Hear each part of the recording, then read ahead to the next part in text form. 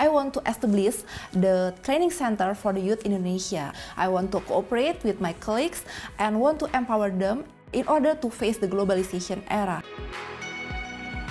Management consultancy is not about imposing what the company wants. That's part of it, but it's also taken into account how people will actually respond.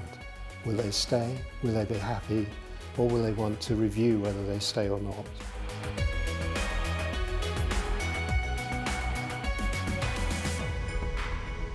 The University of Aberdeen Business School achieved a ranking of 80 in terms of its impact at the research exercise in 2014. We're very proud of that because we're quite a small business school, on average a third the size of other schools. On the management consultancy course, there was one priority that we were quite concerned to achieve, and that was sufficient numbers to make the course viable, but not overburdening the class with too many students. So to do that, we have capped our course at 20 students. We believe that that gives you opportunities both to work in syndicate groups, to swap between groups, to work together and eventually to have a choice in where you go and who you go with on your project work. Every day is structured in a fairly similar way. So we start with a lecture on the theory underpinning the topic we're dealing with, and then we have a lecture from one of our visiting lecturers, usually somebody who is active outside and able to tell you exactly what's going on in the business today. In the afternoon, we complement that with skill opportunities. It may be role plays, it may be opportunities to see videos and films to give you the opportunity to find out what sort of skill areas do you need to support the knowledge. The program gives me a practical skill that I need as a consultant. For example, in business model innovation course, I could present our proposed business model to the clients who want to innovate and also want to attract the new investors for them.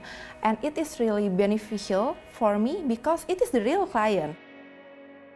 We have an initiative called Making the Most of Your Masters, which is a collaboration with ourselves, Edinburgh and Stirling. And through that we've been able to offer our students an opportunity to actually undertake consultancy work with an organisation.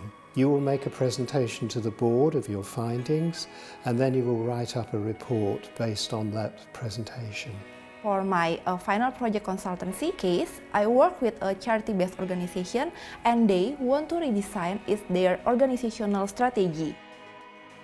We've had the opportunity of support from our ex-students themselves who have gone on to occupy important positions in organisations, one of whom is Sarah Smith, who is Talent Manager of Aberdeen Asset Management, and also Dave Sherrod, who is HR Consultant at Chevron UK.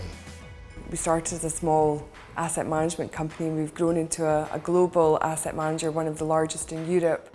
We can interact intensely with them as a mentor during our consultancy project and also during our course. We provide guest lecturing and our CEO regularly visits the university and provides talks. Coming from the University of Aberdeen myself, it's a great privilege to be able to give back to that community. Sarah is a great mentor for us. He helped us to open the links to the various industries in Aberdeen.